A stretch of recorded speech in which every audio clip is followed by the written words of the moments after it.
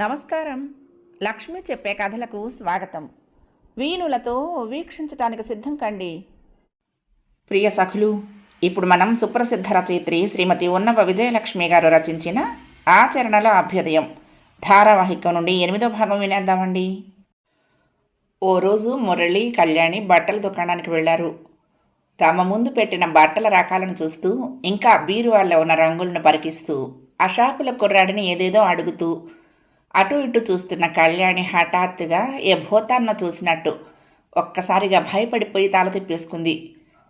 ఆ మార్పు ఆమె కళ్ళల్లో స్పష్టంగా చూడగలిగిన మురళి అటువైపుకు తల తిప్పి చూశాడు. అక్కడ ఉన్న మరొక వ్యక్తి మొహంలో కళ్యాణిని గుర్తుపట్టిన భావాలు ముద్ర వేసుకుని కూర్చోటమే కాకుండా అదొకలాంటి వెకిలి నవ్వు అతని పెదవుల మీద తారట్లాడింది. మురళిని చూడగానే ఆ నవ్వు, అతను గుచ్చుగుచ్చి చూస్తున్న తీరు మురళికి ముళ్ళ మీద ఉన్నట్టుంది. ఇవాళ ఏమొద్దు, మరొకసారి వద్దాం. అసలు ఎప్పుడు లేనిది నేను ఇవాళ ఇంతసేపు కూర్చుని ఏరటం ఏంటి? మురళికి వినిపించేలా మెల్లిగా అంది కళ్యాణి. ఇద్దరు యువతలకు వచ్చేస్తూ ఉంటే మధ్యలో ఒక్క క్షణం ఆగి, వీరు మావారు అని అవతలి వ్యక్తికి, ఈయన వెంకటేశ్వర్లు గారని వీళ్ళింట్లో నేను కొన్నాళ్ళు అద్దెకున్నాను అని మురళికి చెప్పింది. ఆ గొంతులో ఎలాంటి వణుకు బెదురు లేకుండానే. వెంకటేశ్వరుల పేరు వినగానే మురళికి అర్థమైపోయింది కాసేపటి క్రితం కళ్యాణి అలా ఎందుకైపోయిందో. చేతులు జోడించి నమస్కరించడానికి కూడా మనస్కరించక ఆహా అన్నట్టు ఓసారి కళ్ళతోనే పలకరించి వచ్చేబోతూ ఉంటే ఆ వెంకటేశ్వరులు మురళి వంక చూసిన చూపు మాత్రం అతను జన్మలో మర్చిపోలేడు. ఓ చక్కని చొక్క దొరికిందని పొంగిపోకు. దారి పక్కన పడి ఉన్న గడ్డి పువ్వును చూసి పవిత్రమైన పూజా పుష్పం అనుకొని నెత్తిని పెట్టుకున్నావు. ఈ సంగతి నువ్వే గ్రహిస్తావులే. ఈ భోగం ఎన్నాళ్ళో నేను చూస్తాను అన్నట్టుగా ఉంది అతని కోర చూపు, తల పంకించడం. అది అసలే ఎలాగో అయిపోయిన మురళికి ఇంటికి రాగానే, చచ్చా ఇవాళ దుకాణానికి ఎందుకు వెళ్ళామో అసలు అంటూ కళ్యాణి కళ్ళమ్మట నీళ్లు పెట్టుకుంటూ ఉంటే పుట్టాడు జాలి ముంచుకొచ్చింది. భలేదానివే, దీనికే ఎత్తి ఇదైపోతూ ఉంటే ఇక జీవితంలో నువ్వు వేటిని ఎదుర్కోగలవు? మనకు ఎంతోమంది వ్యక్తులు పరిచయం అవుతూ ఉంటారు. కొందరు మంచివాళ్ళు, కొందరు చెడ్డవాళ్ళు. సహజంగానే మంచివారితో స్నేహం పెంచుకుంటాము, చెడ్డవారికి దూరంగా ఉంటాం. అయినా అనుకోకుండా ఒక్కొక్కసారి వాళ్ళు మళ్ళీ తటస్థపడటం సంభవిస్తుంది. మరి ఇష్టం లేకపోయినా కాసేపు ఏదో మాట్లాడక తప్పదు. దీంట్లో ఇంత బాధపడటానికే ఉంది అన్నాడు కళ్యాణి చెంపల మీద కన్నీళ్లు తుడుస్తూ. ఆ దృశ్యం అతని మనోనేత్రం ముందు అలా కదిలిపోతూ ఉంటే కళ్ళు మూసుకుని ఉన్న మురళి మనస్సు ఎందుకో కలుక్కుమంది. ఇప్పుడు వాడికి, ఆ వెంకటేశ్వర్లకి ఎన్ని గుండెలు నా వంకాల చూడటానికి, ఇదంతా కళ్యాణి వల్లే కదా అనుకున్నాడు. అంతలో అతనికి అనసూయమ్మ, చంద్రశేఖరం గుర్తుకొచ్చారు. మా వారి గుణం మంచిదే, అయితే మాత్రం ఆడది, అందులోనూ భోగం పాప వల విసిరితే అందులో ఇరుక్కోకుండా తప్పించుకోవటం వారి తరం అవుతుందా అని ఆ అనసూయమ్మ ఎదురుగా నిలబడి అడుగుతున్నట్లుంది.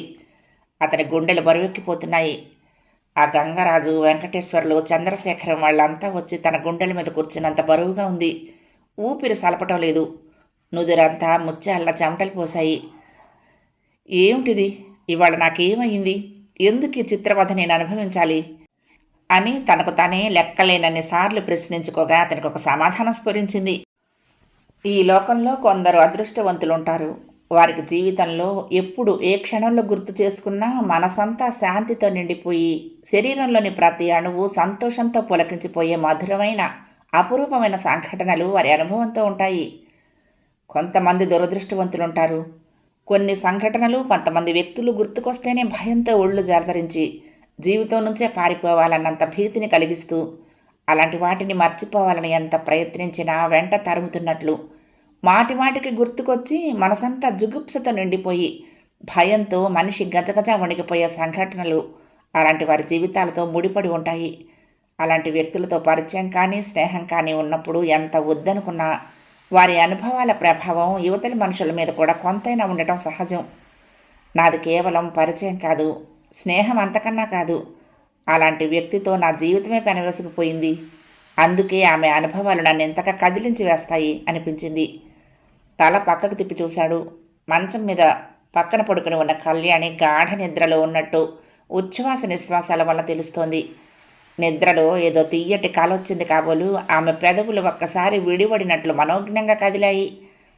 కళ్యాణి అలా నిశ్చింతగా నిద్రపోతున్న తీరు, ఆమె ముఖంలోని ఆ చిరునవ్వు చూస్తూ ఉంటే మురళి గుండెల్లో నుండి అవ్యక్తమైన అనుభూతితో కూడిన నిట్టూర్పు వెలువడింది. ఏదేదో ఆలోచిస్తూ చాలాసేపటిదాకా నిద్రకు దూరమైనా అతను చాలా రాత్రి గడిచిపోయిన తర్వాత ఎప్పటికో కన్ను మూయగలిగాడు. ఉదయం అతను కళ్ళు తెరిచేసరికి అప్పుడే స్నానము అలంకరణ ముగించుకుని పెరట్లో పూసిన తెల్ల గులాబీల తలలో ముడుచుకుంటున్న కళ్యాణి ఎదురుగా కనిపించింది. అతన్ని చూసి మృదువుగా నవ్వింది. బాగా పొద్దుపోయినట్లుంది కదూ అడిగాడు. అతని మొహం ప్రశాంతంగా మారి ఆప్యాయంగా ఉంది. మీరెప్పుడూ ఆలస్యంగానే లేస్తారుగా, తలలో పువ్వులను చేతితో తడిమి చూసుకుంటూ అంది. మన లింగమూర్తి గారి బంధువు రావు గారని ఒక ఆయన మన ఆఫీస్కి 2-3 సార్లు వచ్చారు, నీకు గుర్తుందా? ఆ రోజు ఆఫీసు నుండి వస్తూనే మురళి అడిగిన దానికి తెల్లబోతూ, రావు గారా, మన ఆఫీస్కి వచ్చేవారా? ఆహా, నాకు గుర్తులేదే. అయినా మేనేజర్ గారి చుట్టమైతే వచ్చి ఏదో మాట్లాడి వెళ్ళిపోతారు, కానీ మనందరికీ తెలిసే అవకాశం ఏముంది? ఇంతకీ ఏమైందా రావు గారికి అంది. రావు గారి కూతురు గీత అనే అమ్మాయి భరతనాట్యం ప్రోగ్రాం ఉంది రేపు రవీంద్ర భారతిలో. ఆయన్ని నువ్వెప్పుడు చూడలేదేమో. నాకోసారి లింగమూర్తి గారు ఇంట్రడ్యూస్ చేశాడు. ఆయన ఇవాళ ఆఫీస్కి వచ్చి లింగమూర్తి గారితో పాటు మిగిలిన స్టాఫ్ అందరికీ కూడా ఇన్విటేషన్లు ఇచ్చారు. మనిద్దరిని తప్పకుండా రమ్మనమని మరీ చెప్పారు అన్నాడు. అలాగే వెళ్దాం, నాకు సరదాగా ఇలాంటి ప్రోగ్రాంలంటే. రేపు ఎన్ని గంటలకి అంది. 6 గంటలకు ప్రారంభం అన్నారనుకో, మనం కాస్త ముందుగా వెళ్తే ముందు వరుసల్లో కూర్చోవచ్చు అన్నాడు. కావాలంటే నేను 4 గంటలకి అన్ని పనులు ముగించుకుని రెడీగా ఉండగలను, సరేనా అని నవ్వుకుంటూ లోపలికి వెళ్ళిపోయింది. మర్నాడు సాయంకాలం మురళి, కళ్యాణి రిక్షా దిగి రవీంద్ర భారతి ఆవరణలోకి అడుగు పెడుతూ ఉంటే రమణమూర్తి, కామేశ్వరరావు కనిపించారు. అది వరకు ఆఫీసులో ఉన్న పరిచయాన్ని పురస్కరించుకొని వాళ్ళు కళ్యాణిని కూడా పలకరించారు. కళ్యాణి కూడా మర్యాదకు 2 మాటలు మాట్లాడింది. నలుగురు మెట్ల మీదుగా పైకి వెళ్లారు. ఎంట్రన్స్ దగ్గర రావుగారు ఇంకా కొంతమంది ఉన్నారు. రావుగారు మురళి వాళ్ళని గుర్తుపట్టి పలకరించి షేక్ హ్యాండ్ ఇచ్చారు. మురళి కళ్యాణిని పరిచయం చేశాడు. కళ్యాణి పెట్టిన నమస్కారాన్ని అందుకుంటూ ఆయన వాళ్ళ పెద్ద అబ్బాయిని పిలిచి వీళ్ళని తీసుకువెళ్ళి లోపల కూర్చోబెట్టు అని చెప్పి చీఫ్ గెస్ట్స్, గవర్నర్ దంపతులను తదితరులను రిసీవ్ చేసుకోవటానికి అక్కడే నిలబడ్డాడు. లోపల హాల్ ఇంకా బాగా నిండలేదు. ముందు వరుసలో ఉన్న ఖాళీలను చూపిస్తూ ఇలా కూర్చోండి అని చెప్పి రావుగారి అబ్బాయి వెళ్ళిపోయాడు. ఓ వరుసలో చివర ఉన్న 2 కుర్చీలలో కళ్యాణి, మురళి కూర్చున్నారు. ఆ వెనక వరుసలో సరిగ్గా వాళ్ళకి వెనకగా రమణమూర్తి, కామేశ్వరరావు కూర్చున్నారు. మరి కాసేపట్లో, అంటే అన్న టైంకి 1 నిమిషమైనా ఆలస్యం కాకుండా గవర్నర్ దంపతులు వచ్చేశారు. అందరూ ఇంత పంక్చువల్గా ఉంటే ఎంత బాగుంటుంది. కొంతమంది పెద్దలని ఏ ఫంక్షన్ ప్రిసైడ్ చేయడానికో ఇనాగరేట్ చేయడానికో పిలుస్తామనుకో, అన్నదానికి టంచనగా 1.5 గంటన్నర లేటుగా వస్తారు. ఈలోగా ప్రేక్షకులలో సరదా చచ్చిపోయి విసుగు చిరాకు వస్తాయి. ఆ పెద్దల్ని రిసీవ్ చేసుకోవటానికి గేటు దగ్గర నిలబడ్డ కార్యకర్తల కాళ్ళు కదవులు కట్టిపోయి వాళ్ళకి నిస్త్రాణ ముంచుకొస్తుంది మెల్లిగా అన్నాడు మురళి కళ్యాణితో. ఇంతలో కార్యక్రమాన్ని ప్రారంభిస్తూ గవర్నర్ గారు కుమారి గీతాదేవిని సభికులకు పరిచయం చేయటం మొదలవటంతో అందరితో పాటు కళ్యాణి, మురళి కూడా కబుర్లు మాని స్టేజి వైపుకు దృష్టి తిప్పారు. కుమారి గీతాదేవి ఇంత చిన్న వయసులోనే ఈ అరంగేట్రం ప్రదర్శన ఇవ్వటం చాలా మెచ్చుకోదగ్గ విషయమని, ఈ చిరంజీవి ఈ కళారాధనను చిరకాలం కొనసాగించి నాట్య కళలో ఉన్నత శిఖరాలను చేరుకోవాలని తను కోరుకుంటున్నానని, అదే ఆశీర్వాదమని, కుమారి గీతారాణి ప్రదర్శించబోయే కళాభిజ్ఞాతను సావకాశంగా తిలకించి ఆనందించడానికి తనకు వ్యవధి లేదని, తను మధ్యలో వెళ్ళిపోయినా మిగిలిన సభికులంతా చివరిదాకా ఉండి ఈ పాపకు ప్రోత్సాహాన్ని, ఉత్సాహాన్ని ఇవ్వాలని కోరుకుంటున్నానని ఏవో 4 మాటలు చెప్పారు గవర్నర్ గారు. తర్వాత రావు గారు గవర్నర్ దంపతులు తమ ఆహ్వానాన్ని అందుకుని శ్రమ అనుకోకుండా విచ్చేసినందుకు, అవతల మరెన్నో కార్యక్రమాలున్నా కాస్త వ్యవధి చేసుకొని ఇక్కడికి వచ్చి తన కుమార్తెని ఆశీర్వదించి ఆమె నాట్యాన్ని తిలకించి వెళ్తున్నందుకు తమ కుటుంబం అందరి తరపున కృతజ్ఞతలు అందజేశారు. ఆ తర్వాత అంతా స్టేజి దిగి హాల్లో ఉన్న కుర్చీల్లో కూర్చున్నారు. మరొక 10 నిమిషాల్లో నాట్యం ప్రారంభమైంది. కళ్యాణి సరదాగా, ఆసక్తిగా కళ్ళు విప్పార్చుకుని మరీ చూస్తోంది. పట్టుమని 10 సంవత్సరాలు నిండాయో లేదో అన్నట్టున్న ఆ పాప ఆ దుస్తులలో, ఆ అలంకరణలో ఎంతో ముద్దుగా ఉంది. మురళి దృష్టి డాన్స్ చూస్తున్నా మనసు మాత్రం పూర్తిగా నిలవటం లేదు. రమణమూర్తి, కామేశ్వరరావు ఇందాక కళ్యాణిని చూడగానే ఏమిటో వేళాకోళంగా విక్కిరింతగా నవ్వుకోవటం, గుంభనంగా మొహాలు చూసుకోవటం, ఆ తర్వాత మెల్లిగా ఏదో గుణుక్కోవటం గుర్తుకొచ్చి మధ్య మధ్య మనసు చివుక్కుమంటూ ఉంది. వాళ్ళు మమ్మల్ని గురించే నవ్వుకున్నారని మాట్లాడుకున్నారని ఎందుకు అనుకోవాలి అని సరిపెట్టుకుని మళ్ళీ ఉత్సాహంగా స్టేజి వైపుకు చూడబోయాడు. కానీ ఇంతలోనే వెనక నుండి వచ్చిన విసురులకు ఉలిక్కిపడ్డాడు. అతని మొహం పాలిపోయింది. ఓయ్ రమణమూర్తి, నా చిన్నప్పుడు ఎప్పుడో చూశాను. మా ఊళ్ళో భోగం మేళం ఇంతకన్నా బాగానే ఆడేవారు. నువ్వెప్పుడు చూడలేదా అంటున్నాడు కామేశ్వరరావు వెక్కిరింతగా. చూడకేం, మా ఊళ్ళో నాయుడు గారి కూతురు పెళ్లికి పట్నం నుండి తెప్పించారు భోగం మేళాన్ని. అప్పటికి నేను చిన్నవాడిని. కానీ నలుగురు చెప్పుకున్నది ఏమిటంటే, భోగం వాళ్ళు పెళ్లిలో మేళం చేయటానికి నాయుడు గారి దగ్గర పుచ్చుకున్న డబ్బే కాకుండా ఆ రాత్రి 1000 రూపాయలు సంపాదించుకుని మూట కట్టుకుని మరీ వెళ్ళారట. రమణమూర్తి గొంతులో హేళన వ్యంగ్యం స్పష్టంగా కనపడుతున్నాయి. ఆ మాటలు కళ్యాణి చెవిని కూడా పడతాయేమోనని భయంగా తల తిప్పి చూశాడు మురళి. కళ్యాణి అసలు ఈ లోకంలో ఉన్నట్లు లేదు. పెదవుల మీద చిరునవ్వు తొణికిసలాడుతూ ఉండగా ఉత్సాహంతోనూ ఆ చిన్నారి పట్ల అభిమానంతోనూ మొహము కళ్ళు మెరిసిపోతూ ఉండగా తదేకంగా స్టేజి వంకే చూస్తోంది. మురళి గుండెల్లో నుండి ఒక విధమైన తృప్తితోనూ జాలితోనూ కూడిన నిట్టూర్పు వెలువడింది. పోనీలే, ఈ మాటలు తన చెవిన పడలేదు. వింటే ఎంత బాధపడేదో. సరదాగా వినోదం చూపిస్తానని తీసుకొచ్చి చివరికి మనసు నొప్పించినట్లయ్యేది అనుకున్నాడు. కానీ ఆ విన్నది మర్చిపోవటం మాత్రం అతనికి సాధ్యం కాలేదు. మళ్ళీ వాటినే గుర్తు చేసుకుంటున్న కొద్దీ అతని మనసు నిండా ఏదో చేదు వంటి భావం ఆక్రమించుకోసాగింది. ఎంత అణుచుకుందామనుకున్నా ఆగని ఆలోచనలు జ్ఞాపకాలు అతన్ని తరుముకు రావటం మొదలుపెట్టాయి. మురళి పెద్ద చెల్లెలు వైదేహి పెళ్లినాటికి వాళ్ళ తాతగారు బ్రతికే ఉన్నారు.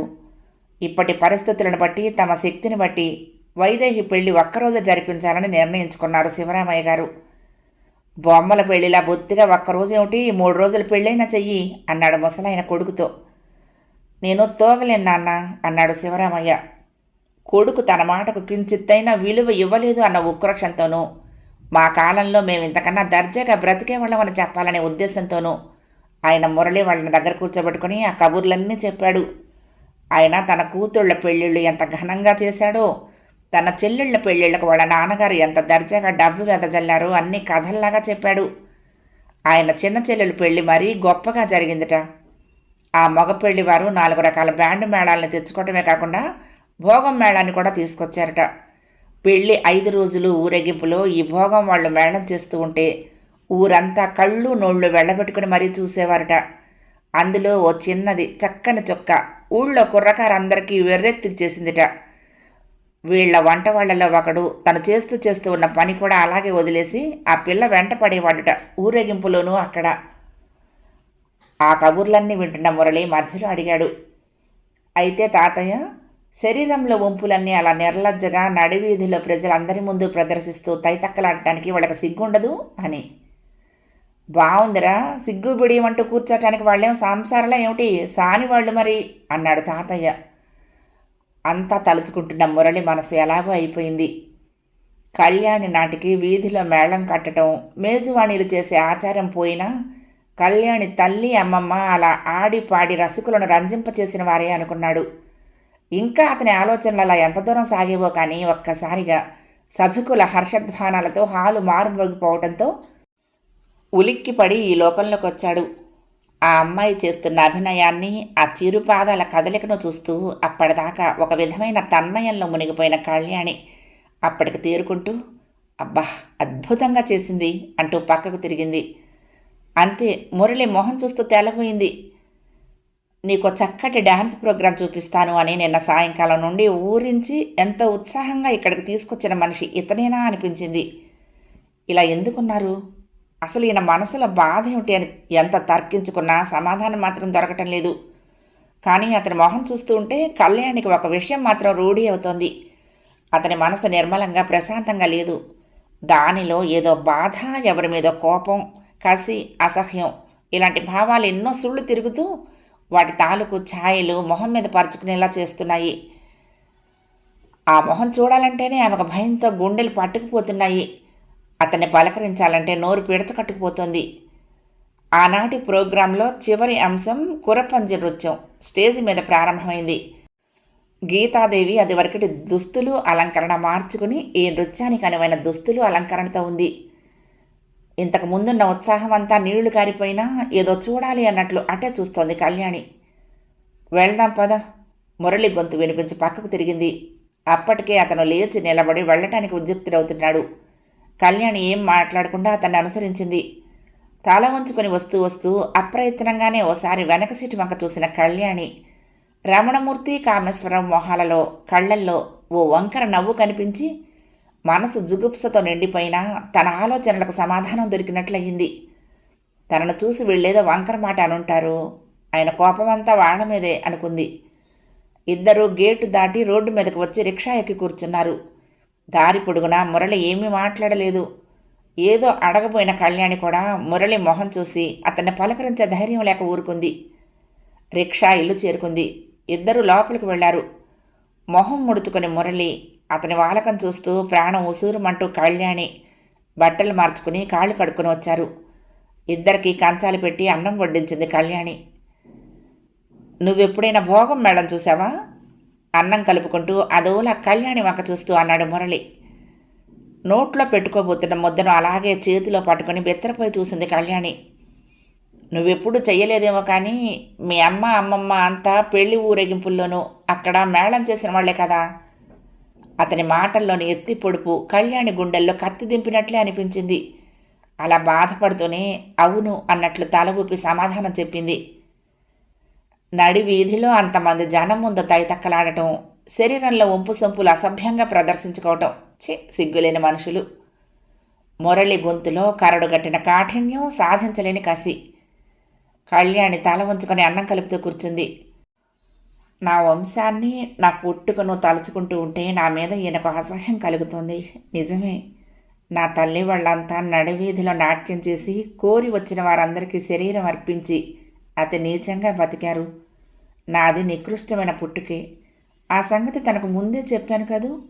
ఇవాళ కొత్తగా తలుచుకొని బాధపడి కోపం తెచ్చుకోవటం వల్ల జరిగేదే ఉంది?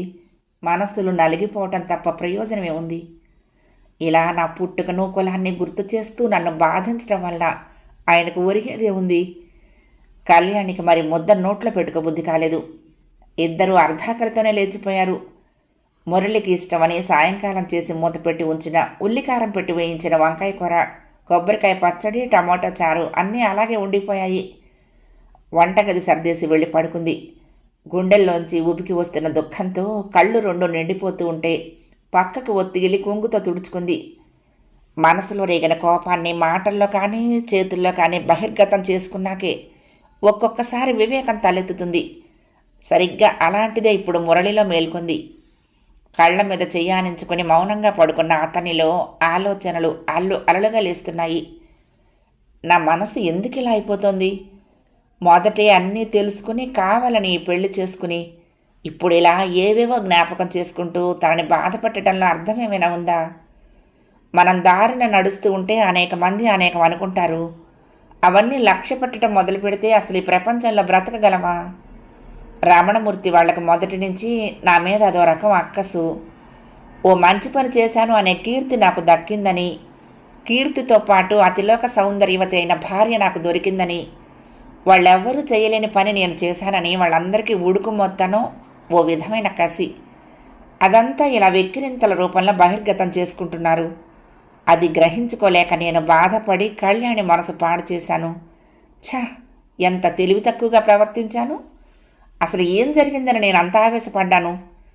నీ వంశం అట్లాంటిది, నువ్వు మట్టిలో దొరలాల్సిన మసిబొగ్గు సుమా అనే అర్థం వచ్చే మాటలతో తనను చిత్రవధ చేశాను. అసలే అభిమానవతి నేనన్న మాటలతో ఎంతగా కుమిలిపోతుందో. నాకు అసలు బుద్ధి లేదు అనుకున్నాడు మరొకసారి. అలా ఆలోచిస్తూ ఉంటే అతని మనసు చాలా తేలికగా, భారమంతా తీరిపోయినట్లు అనిపించింది. కాసేపటి తర్వాత కళ్యాణి మెల్లిగా లాలనగా పిలిచాడు. కళ్యాణి దగ్గర నుండి సమాధానం రాలేదు. చెయ్యి చాచి పక్క మంచం మీద పడుకున్న కళ్యాణిని దగ్గరగా తీసుకుపోయాడు. అటు తిరిగి ఉన్న కళ్యాణి చట్టుకున్న కొంగుతో కళ్ళు అద్దుకోవటం తెలిసింది. ఏడుస్తున్నావా కళ్యాణి, ఇటు చూడు అంటూ తన చేత్తో ఆమె కళ్ళు తుడిచాడు. ఒక్కొక్కసారి నాలో ఏదో దెయ్యం ప్రవేశిస్తుందనుకుంటాను. అది కొద్ది క్షణాలు నన్ను మనిషిని కాకుండా చేస్తోంది. అలాంటి సమయంలో నేనేం చేస్తానో ఏం మాట్లాడతానో తలుచుకుంటుంటే నాకే సిగ్గేస్తోంది. అతని గొంతు ఆర్ద్రంగా పలుకుతోంది. కళ్యాణి ఏమీ మాట్లాడలేదు. ఇందాక అంత సరదాగా అక్కడికి వెళ్ళామా అక్కడ ఆ రమణమూర్తి కామేశ్వరరావు నోటికొచ్చినట్టు మాట్లాడుతూ ఉంటే నా రక్తం మరిగిపోయిందనుకో. నీకు చిన్న ఉదాహరణ చెప్తాను. ఒక సరస్సులో నిర్మలంగా నిశ్చింతగా నీరుందనుకో, ఎవరైనా ఒక దోసెడు బురద తీసుకువెళ్ళి దాంట్లో గుమ్మరిస్తారనుకో, అప్పుడేం జరుగుతుంది? ఆ నిశ్చలత చెదిరిపోయి కొద్ది క్షణాలు ఆ నీటిలో కదలిక పుడుతుంది. అంతేకాదు, ఆ బురద కలిసిన నీరు స్వచ్ఛతను కోల్పోయి నల్లగా బురద రంగులో చూడటానికి అసహ్యంగా అయిపోతుంది. అయితే అది తాత్కాలికమే. మళ్ళీ నీటిలో కదలిక ఆగిపోయి నిశ్చలంగా ఉండిపోతుంది. బురద అడుగుకు దిగిపోయి ఎప్పటిలా తేట నీరు మిగులుతుంది. అలాగే మన మనసును. ఒక్కోసారి మనకొచ్చిన ఆలోచనల వల్ల, ఇతరులు అన్న మాటల వల్ల కూడా ప్రశాంతతను కోల్పోయి అల్లకల్లోలమైపోతుంది మనసు. అంత కొంతసేపే. తర్వాత క్రమంగా మనసు అదే కుదుట పడుతుంది. తనను దగ్గరకు తీసుకుంటూ అతను అలా నెమ్మదిగా మాట్లాడుతూ ఉంటే ఆ చెప్పే తీరు, ఆ గొంతు ఏదోలా అనిపించింది కళ్యాణికి. అతని గొంతులోని ఆర్ద్రతకు ఆమె మనసు మెత్తబడిపోయింది. నవల చదువుకుంటూ పడుకున్న కళ్యాణికి టైం గడుస్తున్న సంగతే తెలియటం లేదు. అందులో లీనమైపోయి పేజీ తర్వాత పేజీ తిప్పుతూ తన్మయత్వంతో చదువుకుపోతోంది. ఆఖరి దాకా చదివి చాలా బాగుంది అనుకుంటూ పుస్తకం మూసి తల తిప్పి టేబుల్ మీద టైం పీస్ వంక చూసింది. 4:30 అవుతోంది. అబ్బా, ఇంత టైం అయిందా అనుకుంటూనే లేచి గబగబా స్టవ్ అంటించి కాఫీకి నీళ్లు పడేసింది. ఇంకా టిఫిన్ ఏ పకోడీలో పూరీ కూర చేయాలంటే చాలా టైం పడుతుంది. మురళి వచ్చే వేళ అవుతుంది. కాస్త ఉప్మా కలిగి పెట్టేస్తే త్వరగా తెమిలిపోతుంది అనుకుంటూ కూరల బుట్ట ముందు పెట్టుకుని పచ్చిమిరపకాయలు, అల్లం ముక్కలు తరుగుతూ ఉంటే వీధి తలుపు చప్పుడయింది.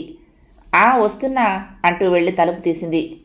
రోజు తను వచ్చేసరికి చక్కగా తలదువ్వుకుని ముస్తాబై చక్కటి ఇస్త్రీ చీరలో కడిగిన ముచ్చంలా ఉండే కళ్యాణిని అలా చూసి ఏమిటి అవతారం అన్నట్టు చూశాడు మురళి. పుస్తకం చదువుతూ ఉంటే టైమే తెలియలేదు.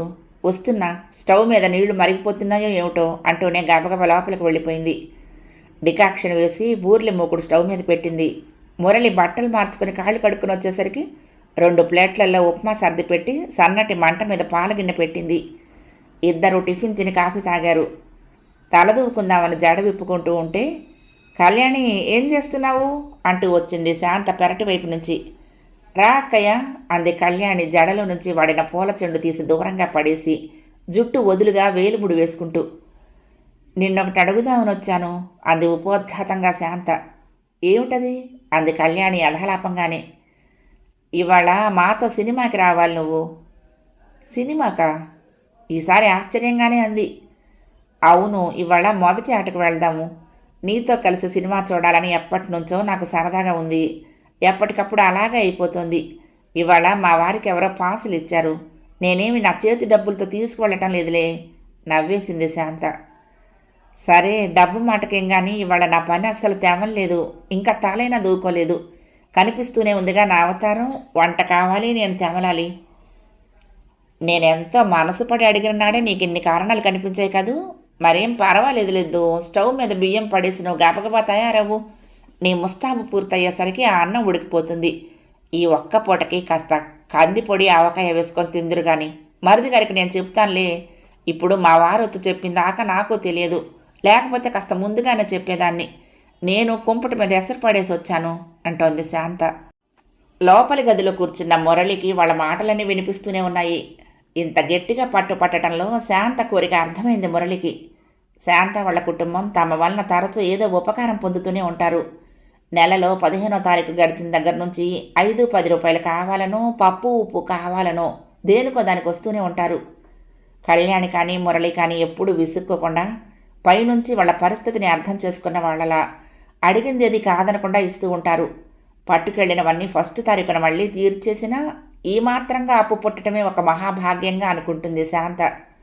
ఈ మాటే చాలాసార్లు కళ్యాణితో అంటే, చాలే అక్క నువ్వు నీ కబుర్లు అని చనువుగా విసుక్కుంటూ ఉండేది కళ్యాణి. ఒక్క అప్పులు ఇవ్వటమే కాదు, తను కొనుక్కున్న పువ్వుల్లో కాసిన పువ్వులు, వాళ్ళ పిల్లలకు బిస్కెట్లు, చాక్లెట్లు ఇలా ఏవేవో ఇస్తూనే ఉంటుంది. కళ్యాణికి మళ్ళీ తిరిగి ఏదో ఇస్తూ ఉండాలని ఆవిడ ఆరాటం. ఇవాళ చేతి డబ్బు పెట్టుకు అక్కర్లేకుండా ఫ్రీగా వచ్చిన పాస్తోనైనా కళ్యాణిని కూడా వెంటబెట్టుకు వెళ్ళాలని ఎంతో ఆశతో వచ్చింది. ఆవిడకు ఆ తృప్తి లేకుండా ఎందుకు చేయాలి అనుకుంటూ యువతలకు వచ్చిన మురళి ఆవిడంత సరదా పడుతూ ఉంటే కాదంటావేంటి? వంటకేమిటిలే, కాసిన బియ్యం కడిగి పడేసేయి, అన్నం ఉడికిపోగానే నేను దింపేస్తాను, త్వరగా కానీ, నీ నుంచి వాళ్ళకి ఆలస్యం అయిపోతుంది లేకపోతే అని కళ్యాణితోనూ, వస్తుందిలేండి నేను పంపుతానుగా అని శాంతతోనూ చెప్పాడు. చూశావా అన్నట్లు కళ్యాణి వంక ఓసారి చూసి నవ్వుకుంటూ వెళ్ళిపోయింది శాంత. అయితే 2 వంకాయలైనా తరిగి పోపులో పడేస్తా అంటూ రెండవ స్టవ్ వెలిగించి ఓ దాని మీద కూర, మరొక దాని మీద అన్నం పడేసింది. ఆ తర్వాత గబగబా జడల్లుకుని మొహం కడుక్కొని అద్దం ముందు నిలబడి పౌడర్ రాసుకుంటూ, ఏమండి ప్లీజ్ ఆ కూర ఒక్కసారి కలయి పెట్టి వద్దురు, గెరిట అక్కడే ఉంది అంది. అల్లం పచ్చిమిరపకాయల వాసన గుమ్మగుమ్మలాడిపోతోంది, నువ్వు వచ్చేలోపు నా కూర తినేస్తాను నేను అన్నాడు మురళి లోపలికి తిరిగి వస్తూ. ఉత్త కూర ఏం తింటారు కానీ ఏకంగా అన్నంలో కలుపుకొని తినండి అని హాస్యంగా, నిజంగా మీరు నా కోసం కనిపెట్టుకుని కూర్చోటం ఎందుకు, మీ భోజనం కానిచ్చేసేయండి అంది మళ్ళీ. సలహాకి సంతోషించాంలే అన్నాడు మురళి. పిన్ని అయ్యిందా అంటూ పిలిచింది మణి వీధి గుమ్మం దగ్గర నిలబడి. ఇదిగో ఒక్క నిమిషం అంటూ గబగబా బీరువాలో నుంచి చీర తీసుకుని ముస్తాబా యువతలకి వచ్చి వంటగదిలోకి వెళ్ళి చూసి, ఒక్క 2 నిమిషాల్లో అయిపోతుంది, అన్నం కూర కాస్త దింపేస్తారు కదూ అంది. ఓ అవన్నీ నేను చూసుకుంటాను, నువ్వు నిశ్చింతగా సరదాగా వెళ్ళిరా.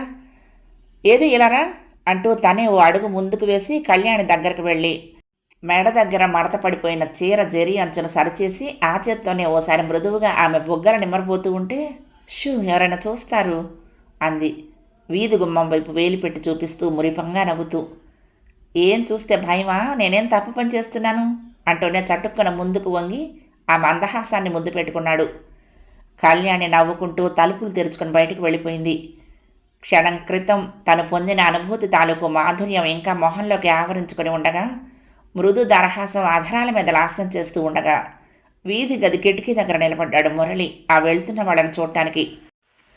పిల్లలంతా అప్పటికే గేటు బయట రోడ్డు మీద నిలబడ్డారు.